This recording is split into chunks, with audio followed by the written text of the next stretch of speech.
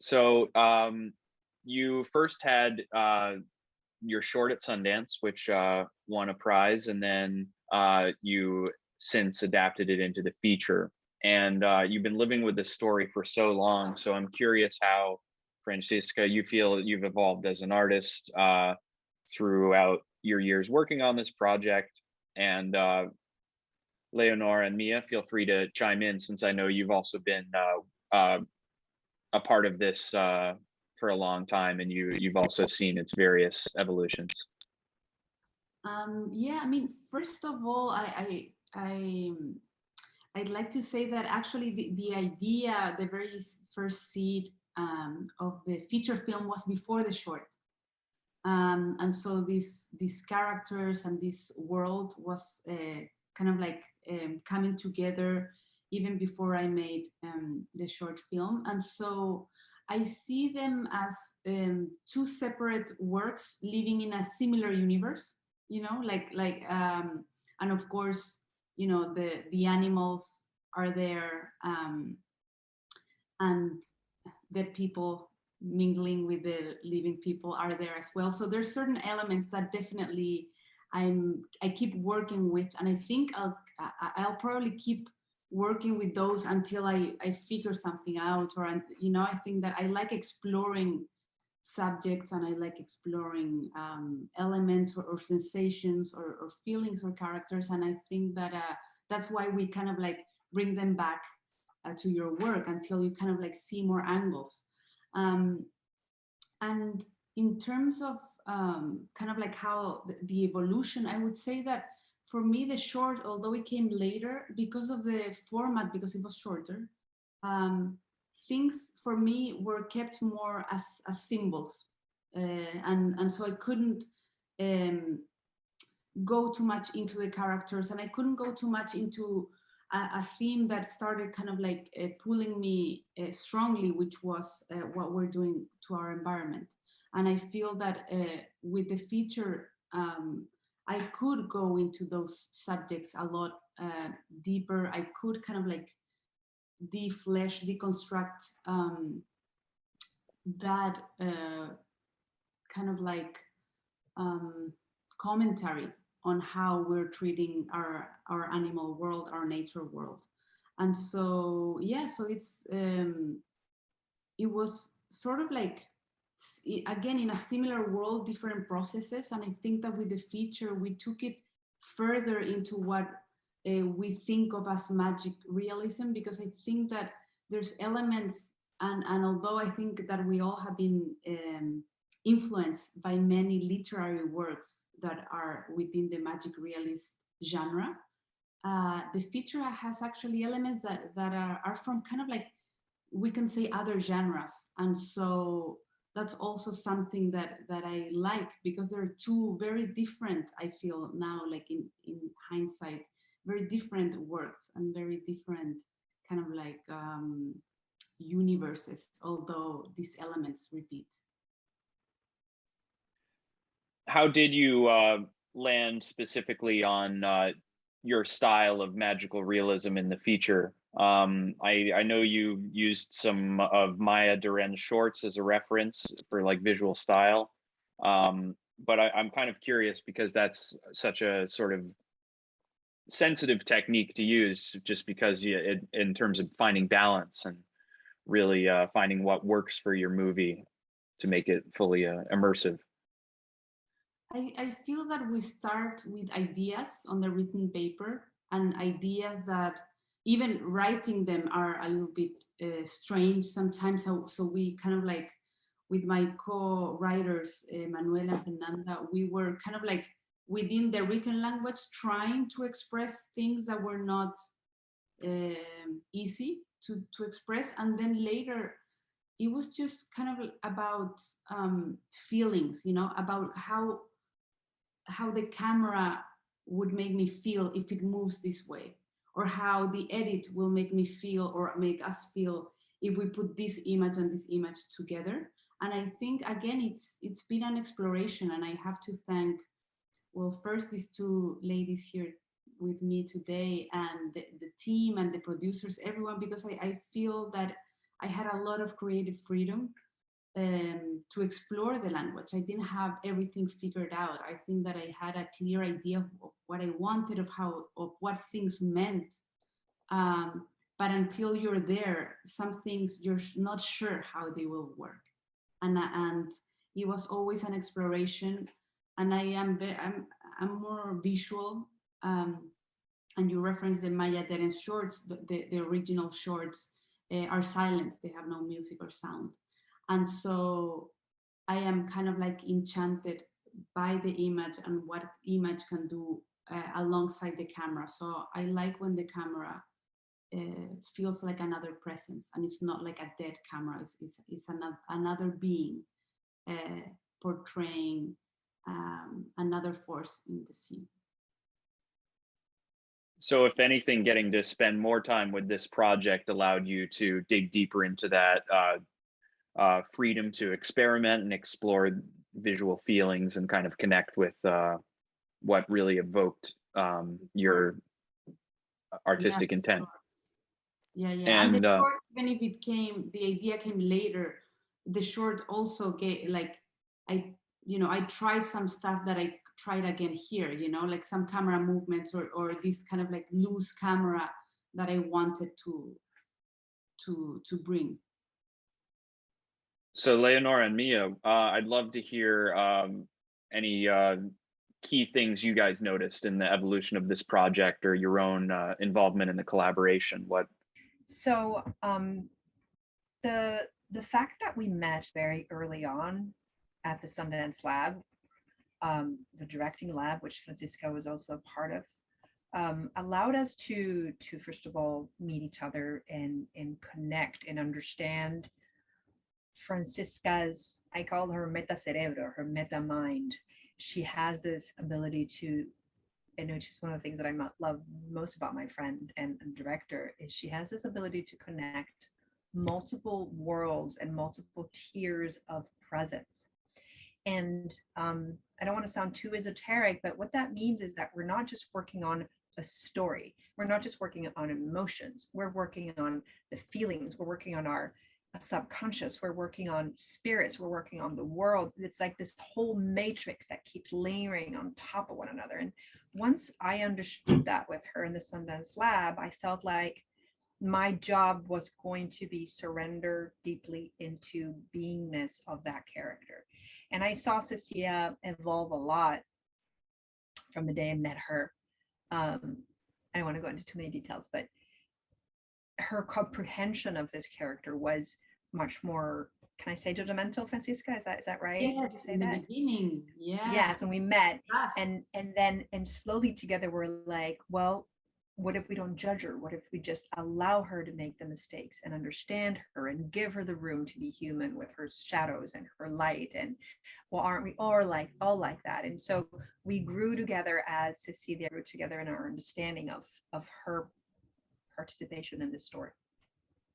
So how we worked on that, I feel, is an evolution that it just naturally evolved from that place of understanding where her meta mind, I'm going to call her meta brain, was coming from, and to sort of incorporate the beingness of the character and allow that character to breathe, to evolve, to have all these different layers and dimensions, and make her human in that sense, make her who she ends up being and the arc she ends up having. I also think that Fernanda Urrejola brought a tremendous amount of understanding to my character because she's also an actress, a wonderful actress. And she really was key in integrating different aspects of what as actors love so much about characters, the juiciness of fleshing out a presence on screen. But as Leonor was saying, it was wonderful because we met, and we started working on these characters in this film, and with Francisca years before we actually shot the film. So first there was this feeling that we knew the story and we knew all the different stages that the story had gone through. And also for me, as I was saying before, it was very important just to concentrate on just the role, the character, the story of this family, who this mother was, what was the connection between the mother and the children, her husband. And I knew that our incredible team, Bernarda, Inti, Francisca, Fernanda, from coming in as a writer and being with us on set, everything else was going to be taken care of, like the visual poetry, the flow of the movie, the metaphor, and also the nature being a very important character in our film. That was going to be taken care of from Francisca's mind and point of view, and from the directing's chair. And for me, it's such a personal and such a just deep character what she goes through, that it was really hard for me to be paying attention to anything else but whatever she was going through. It's very strange, like when you take words out of a performance or words out of the world, the feelings that you get are just, it's a very internal process. So for me, it was just like just trying to stay present with my body and the feelings, and trying to express what this character was going through, through my perception. So that's it did not allow me to be taking care of anything else but whatever it was happening for me at the moment. Yeah, it felt really, your performance, Mia, felt very visceral, even though a lot of it is just kind of physical subtleties. And the part that really sticks out in my memory is when you first confront your husband, and he's kind of remarking at your youth and your beauty, how you haven't aged, and he tries to touch you and you kind of flinch back.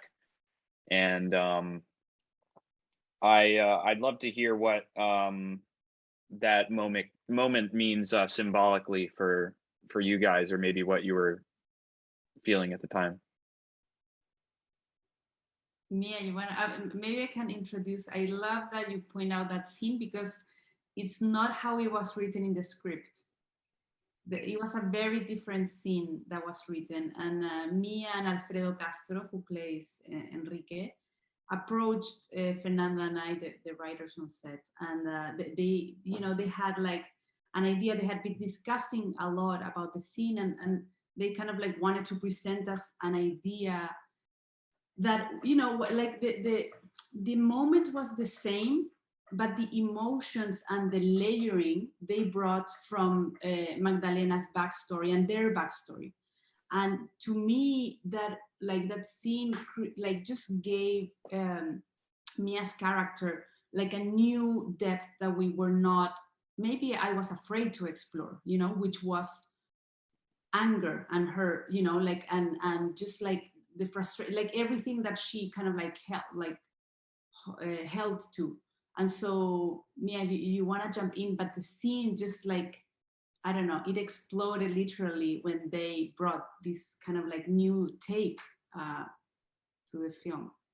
Yeah, the scene was written a little bit different. It was an encounter between these two, this couple, these two partners, and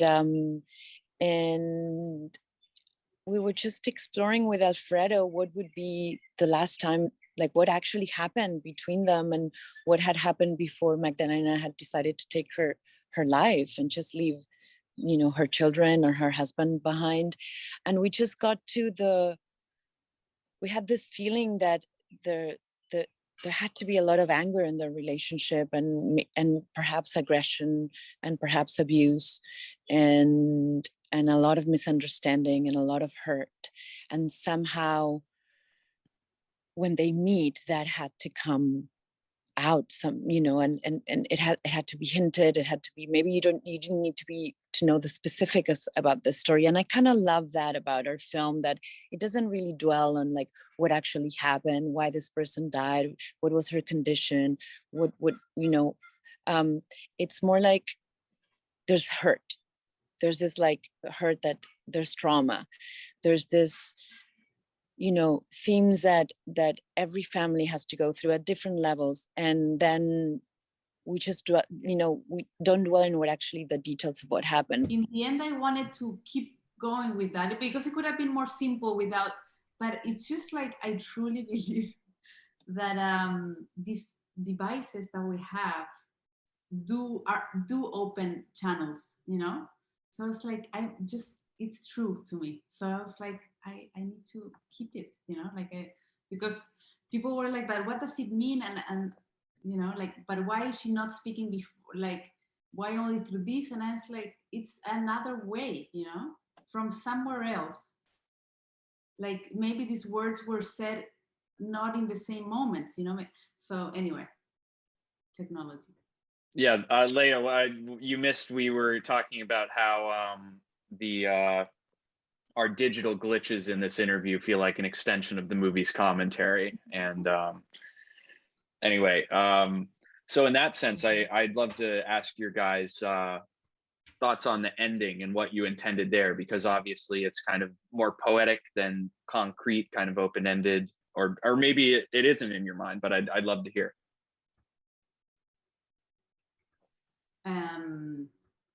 Are we giving spoilers?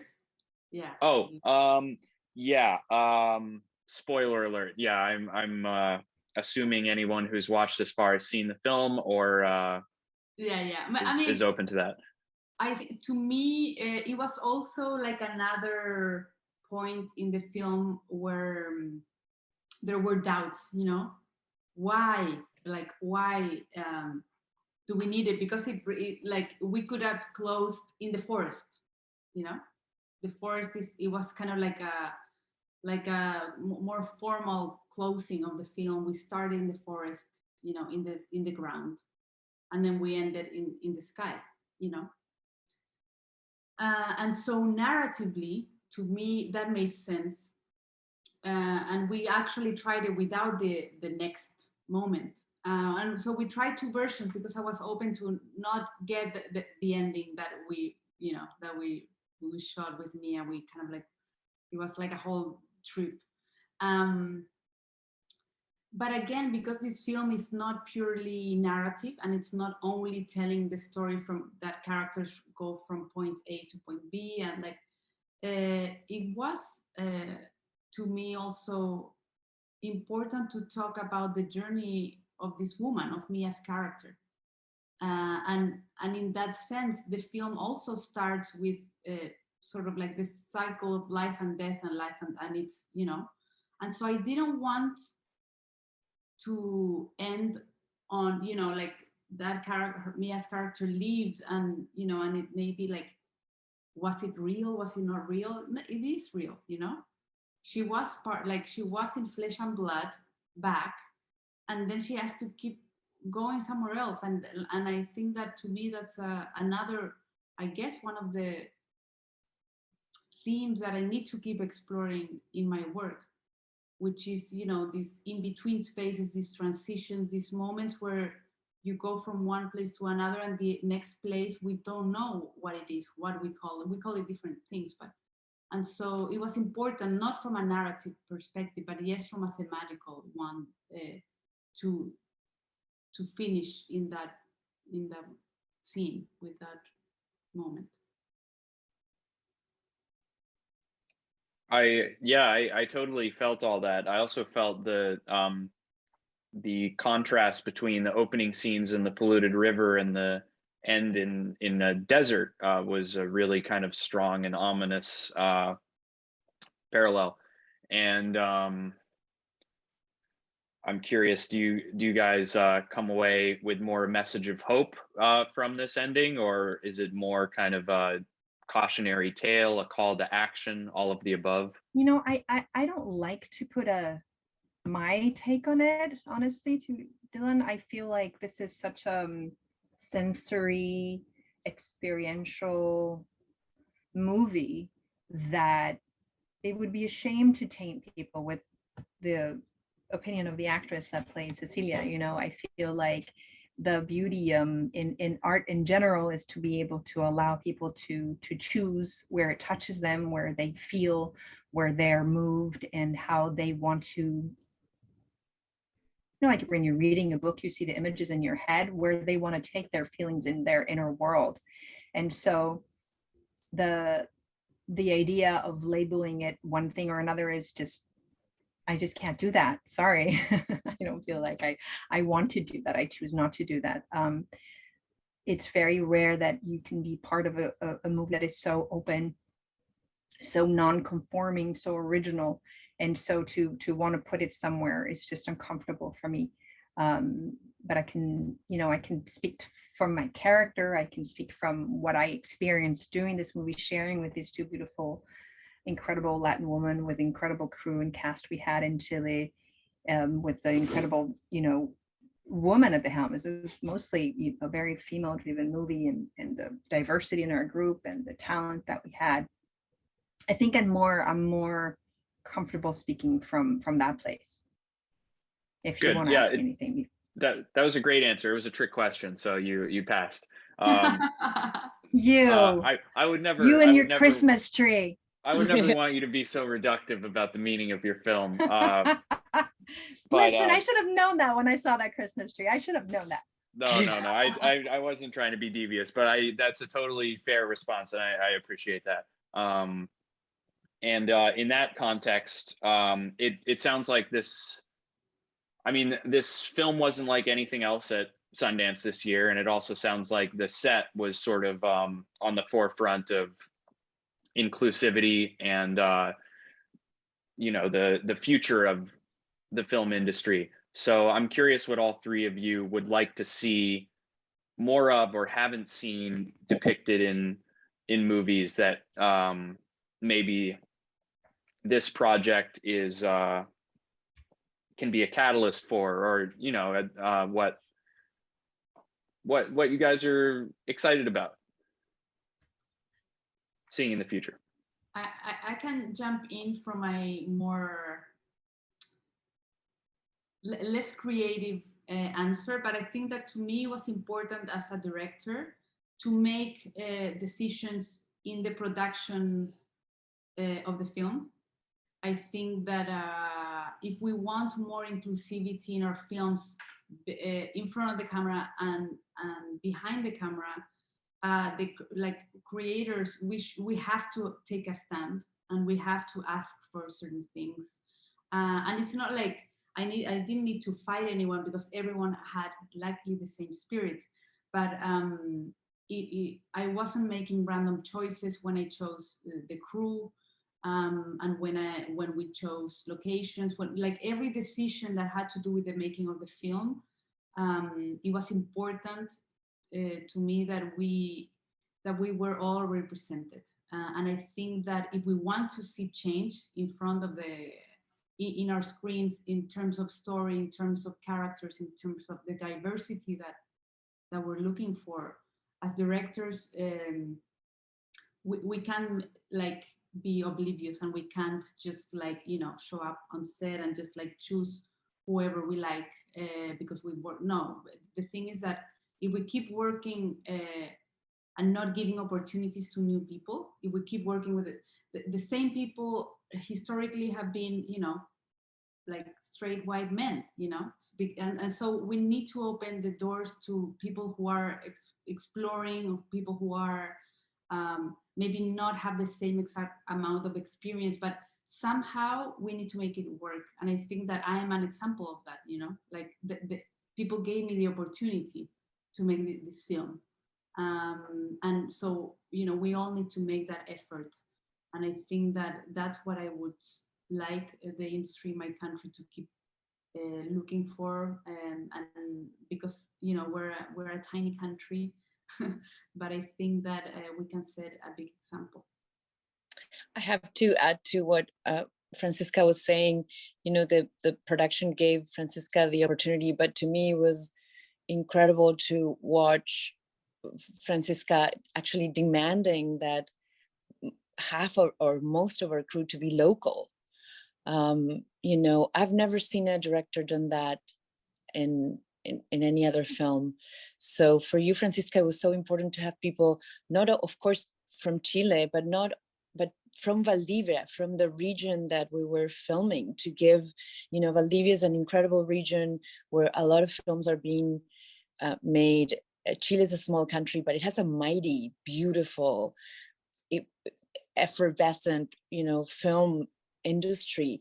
But somehow what happens, and it also happens to Argentina, a lot of people end up coming, the crew, from the big cities. So the smaller towns like Valdivia, the crew does not get the experience that they need, to be called, just to prove how amazing they are. And you gave them that opportunity, Francisca, and it was beautiful. It was not only gender equal, it was like location equal as well. And that was just beautiful to watch. And people were so grateful for that opportunity, and they took it in their hands and they made this, this beautifully stunning, piece of, filmmaking that we've all made together. Beautifully said.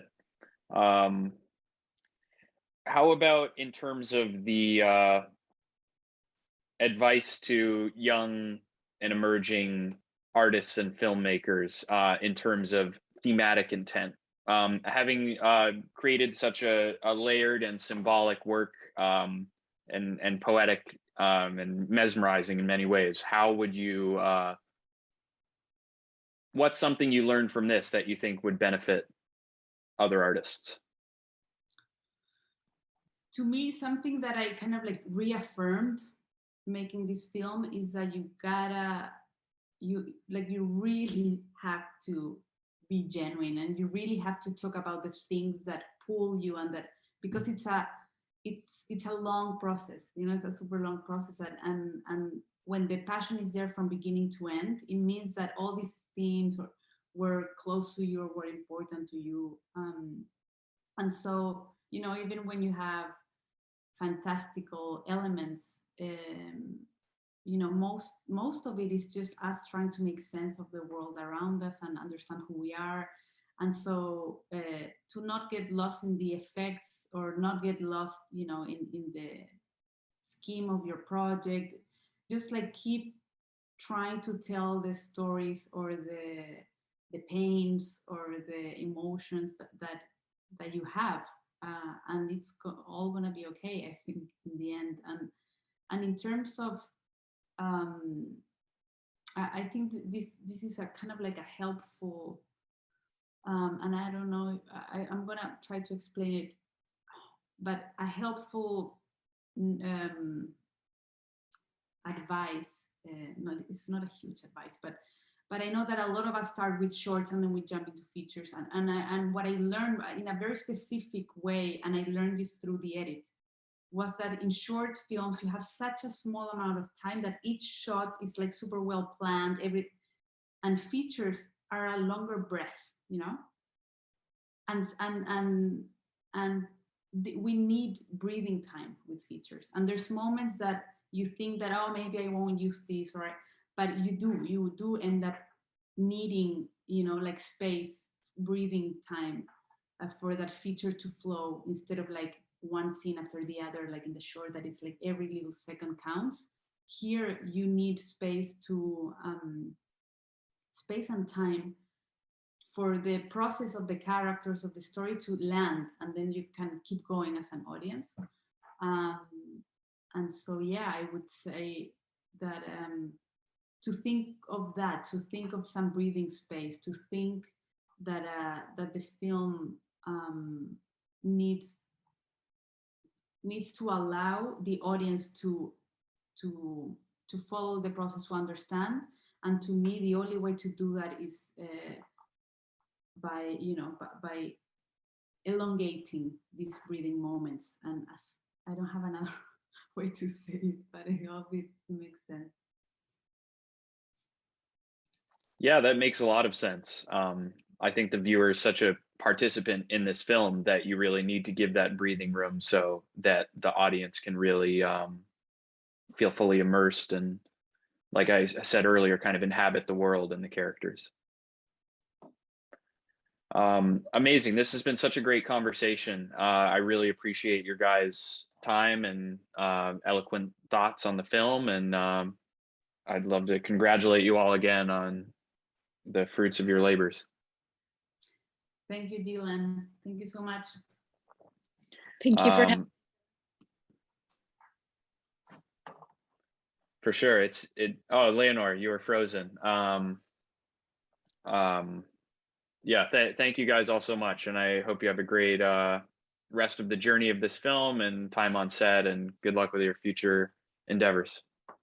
Thank you so much. Thank you. Bye, girls. Love you. Bye. Bye. Wow. Take care. Hey, this is Eric from myoncinema.com. If you want to support us, subscribe below. For more reviews, interviews, film festival coverage from Sundance, Cannes, Toronto, you want to check out these guys on this side.